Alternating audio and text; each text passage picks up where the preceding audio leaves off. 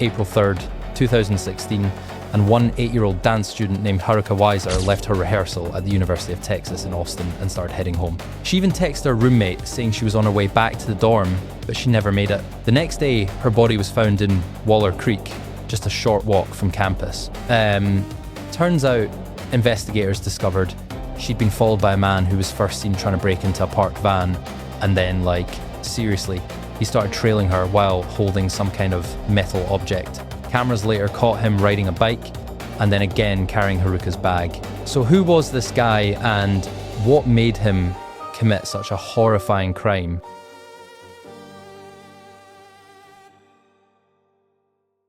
Hey guys, you're watching Jackson, where every case has a face and every crime tells its own story. I'm just starting out on this journey, so I'd really love it if you could drop a comment below and tell me what story you want to hear next, and what I could tweak to make these videos more comfortable and interesting for you to watch. Don't forget to hit that like button and subscribe. Alright, let's get started. So, let's talk about the Lone Star State, Texas. Oh my god, this place is full of contrasts and crazy wide open spaces. You've got endless prairies, huge modern cities, and this deep, wild history of the Old West. You can check out San Antonio and its legendary Alamo, catch some amazing live music in Austin, and of course, grab yourself some real deal Texas barbecue. And if you're more into nature, there are national parks, lakes, and even beaches along the Gulf of Mexico. Today though, we're zeroing in on the state capital, Austin. One of the young people who came here chasing her dreams was Haruka Weiser, and one 8-year-old freshman at the University of Texas. She had just moved to Austin, planning to double major and earn not one, but 2 bachelor's degrees.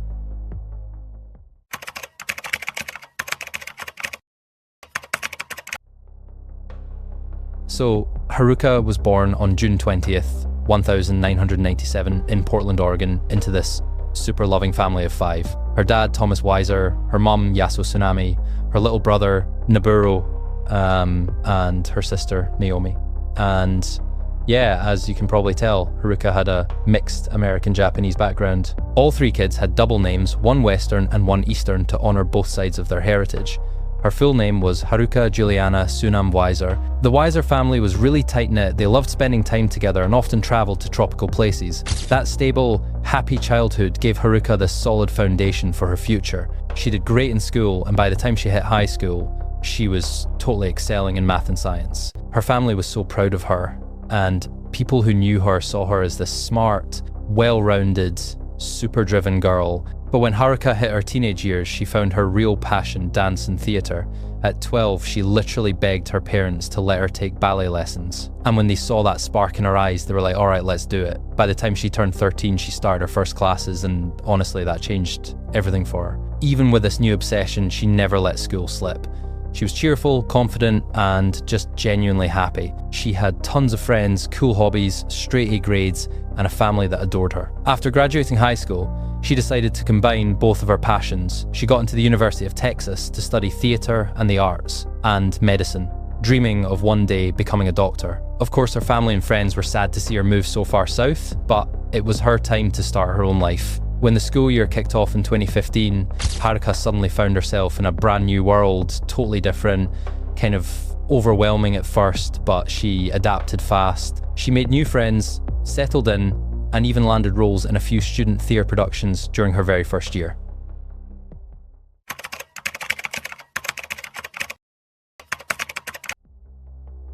Haruka was the kind of student who never missed a class, so when she didn't show up for her morning lectures, everyone thought it was kind of strange. But when she skipped all her classes that day, that's when people really started to worry. As time went by and no one could reach her, the concern turned into full-on panic. When neither her professors nor her friends could find her anywhere, they finally contacted the police and filed a missing person report. A massive search began, starting with her dorm room. But there was no sign she'd made it back that night. Even her roommates couldn't say for sure if she'd returned. With every passing hour, the tension just kept growing.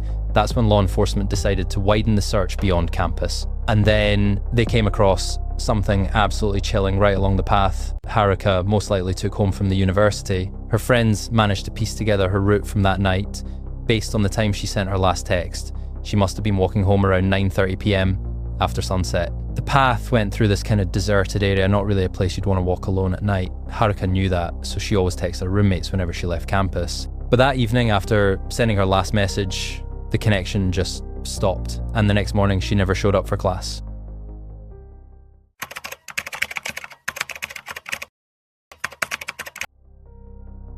Behind the university's alumni building runs this peaceful little stream called Waller Creek, one of those calm, pretty places that make the campus feel alive. But after search teams combed through the area, they came back with horrifying news. They had found the body of a young woman with clear signs of violence. She was partially undressed, wedged between two large boulders on the creek's bank, and covered with branches. Around her neck was a rope, the likely cause of death. Nearby, investigators discovered a pair of glasses and a hammer, which they believed could be connected to the crime. From the very beginning, everyone feared it might be Haruka, and sadly those fears were confirmed later through forensic testing. The medical examiner determined that her body had been placed in the creek about 24 hours before it was found, but what exactly happened that night was still a mystery. Since Haruka's killer was still out there, the authorities immediately sounded the alarm across campus. Police patrols were increased, and students were urged to travel only in groups. After carefully retracing Haruka's likely route home, the university administration realised that part of her path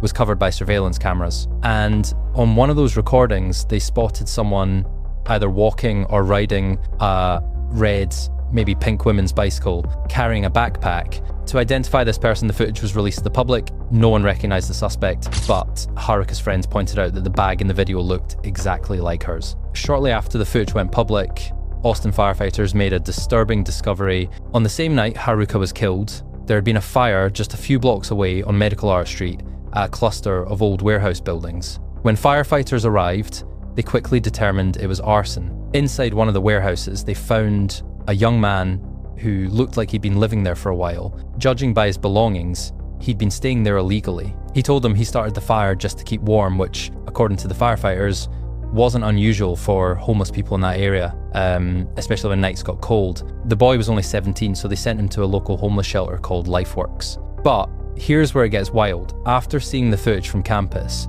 the firefighters realised the guy they found was the same person seen riding that red bike. When investigators went back to the burned warehouse, they found that exact same bicycle, and right next to it, a single shoe, a burned student notebook, and a black jacket. Inside the jacket pocket, they found a receipt with Haruka's personal information on it. That was the smoking gun proof directly linking the crime to this teenager, so the police headed straight to the shelter to find him.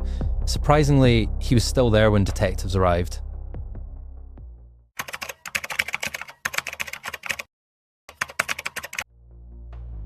Unfortunately, there isn't much information about him, but here's what's known. Michael was born in 2000.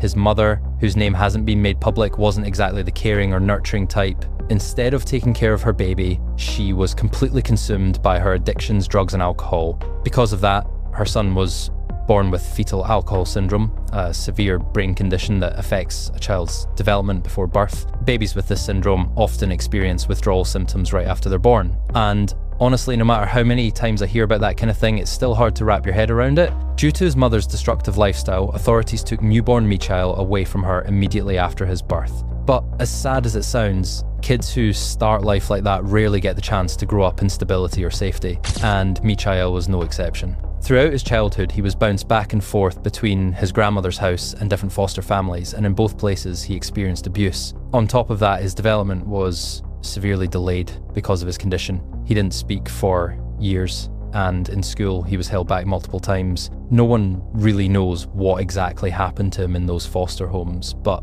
sadly, abuse in such situations is far too common. As for his grandmother, the police had visited her house several times because of neighbours' complaints. The worst incident happened in 2009 when neighbours called 911 after seeing his grandmother beating him right in the yard. The beating was so brutal that both of his eyes were swollen shut. And look, while we can't excuse what he did later in life, it's still important to understand where he came from. Losing your mum, struggling with developmental delays, failing at school, and being beaten by the only family you've got that's a nightmare childhood by any standard. His grandmother later claimed she was just disciplining him, though she couldn't even explain what for. She was arrested but released on bail, just $2,000, even though the evidence of abuse was clear. Still, Michael insisted later that his grandmother raised him well and that she was a kind and sweet woman. During his time in foster care, he was diagnosed with autism, depression, and schizophrenia, but none of these conditions were ever properly treated. Neighbours often saw him wandering around his grandmother's yard,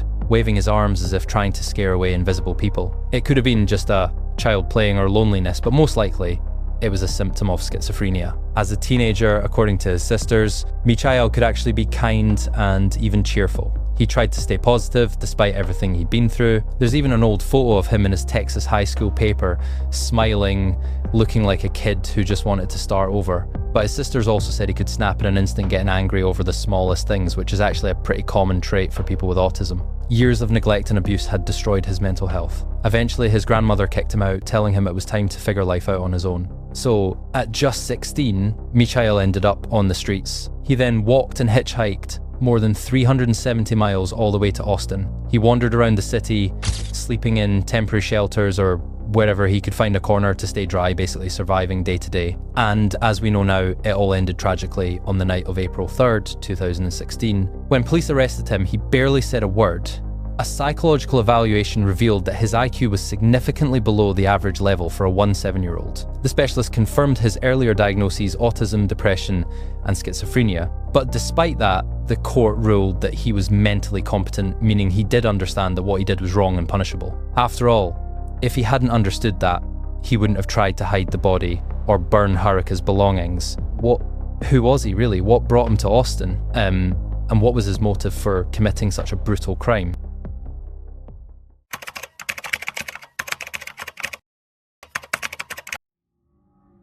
Thanks to a combination of physical evidence and surveillance footage, investigators were able to piece together what happened that night. At around 9:30 p.m, Haruka finished her dance rehearsal.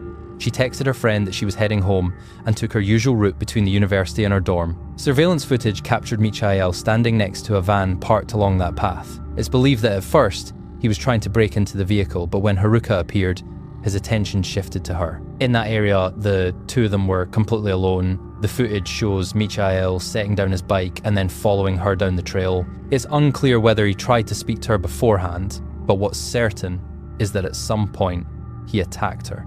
Standing at 6 feet 2 inches tall, Haruka didn't stand a chance. Tragically, she was sexually assaulted and then strangled with a cord that investigators later found still around her neck. To this day, no one knows where that cord came from. It might have been something he brought with him, suggesting premeditation, or something he found nearby. After the attack, Michael dragged her body to the riverbank, wedging it between two large rocks and covering it with branches and debris. He then went back, grabbed his bike, and left the scene. Cameras later recorded him walking beside the bike as if he were tired or limping. It's believed that he returned to the abandoned warehouse where he was staying, carrying Haruka's belongings with him. He likely spent the night there. The next morning, realizing the gravity of what he had done, he tried to destroy the evidence.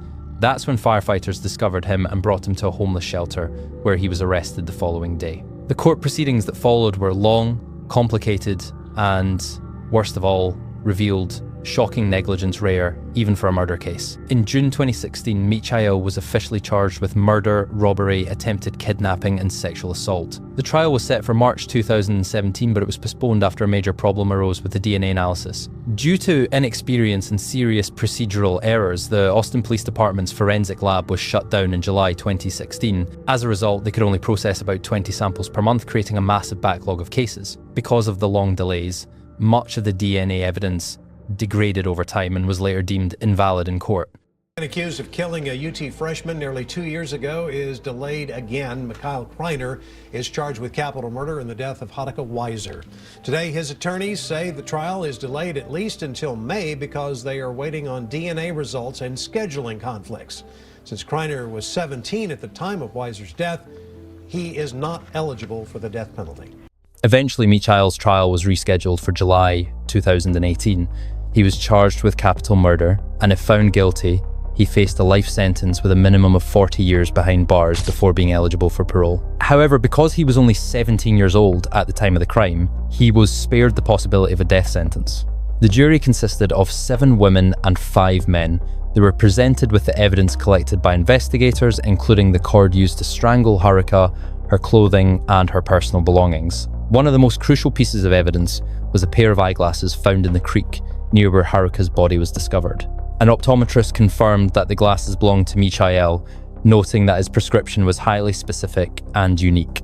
Another significant piece of evidence was the surveillance footage showing Michael walking behind Haruka. Even if it was considered circumstantial, it carried weight in the overall case. Michael firmly denied killing Haruka, claiming that at the time of her death he had been at a hospital charging his phone. However, no proof of that was ever found. He also said that he had merely stumbled upon her bags on his way home and, being homeless, picked them up to check for anything valuable. Because he couldn't afford an attorney, Michael made the fateful decision to represent himself in court, something that almost never ends well. When all the evidence had been presented, the jury went into deliberation. The verdict seemed obvious, but since much of the evidence was circumstantial, it took them more than 10 hours to reach a decision. There was no doubt that Michael had been in the area at the time of Haruka's disappearance, and the campus was nearly empty that night. After long, intense deliberations, the jury found Michael guilty of the murder of Haruka Weiser. The judge sentenced him to life in prison with the possibility of parole after 40 years. Haruka's family was present in the courtroom when the verdict was read. Her father, Thomas, addressed Michael directly, saying, "Haruka did not choose to sacrifice herself. You made that choice for her, but she did not die in vain. We will never know how many lives she saved through the events of her death. She was your first victim in what could have become a series of unsolved murders." Michael remained completely silent as the sentence was read, showing no emotion whatsoever, not even when Thomas called him a potential serial killer. His cold indifference revealed a complete lack of remorse for his crime. At the same time, it's impossible to ignore the fact that Michael struggled deeply with learning difficulties and severe mental health disorders. That's what makes this case so complicated and unlike most others. Of course, nothing can justify murder. Michael acted intentionally, fully aware that what he was doing was wrong, and for that he deserves punishment. Still, given his traumatic childhood, the brain damage caused by fetal alcohol syndrome, and his mental illnesses, autism, depression, and schizophrenia, the question of what kind of punishment he truly deserved remains a difficult one. Should he have been imprisoned for life or treated in a psychiatric facility? Some even suggested that the police might have framed him, but realistically, the sheer amount of evidence against him makes that theory extremely unlikely. In March 2020, Michael filed an appeal claiming that the search of his abandoned shelter had been illegal. Predictably, his appeal was denied. He will now spend most of his life behind bars, at least until the age of 57. Haruka Weiser's death left a deep scar on the entire Austin community. The university and the entire community were deeply shaken by this tragedy, and in Haruka's memory, countless vigils and memorial events were held. Every year, on the anniversary of her death, flowers are laid at the spot where her body was found. In response to this horrific murder, the university invested $13 million to improve campus safety. That included better lighting, more patrols, and additional surveillance cameras across the grounds. Haruka Weiser was an incredibly kind, talented, and charming young woman, full of energy and a love for life. She left a lasting impression on everyone who knew her. Her close friends even got matching tattoos in her honor, a testament to how deeply she was loved. Her family, of course, still struggles to cope with the loss. So, friends, that brings us to the end of today's story. It's truly a heartbreaking case when you stop to think about it, and unfortunately, stories like this happen almost every day. Before you go, I'm curious to hear your thoughts. Do you think Michael could ever be rehabilitated, or was he truly a cold-blooded killer? As always, drop your opinions in the comments below. That's it for today. Thank you so much for watching. I really appreciate you being here. Just a reminder, these are my very first videos, so please go easy on me. For now, take care of yourselves, look out for each other, and of course, stay safe. Thanks again, and I'll see you next time.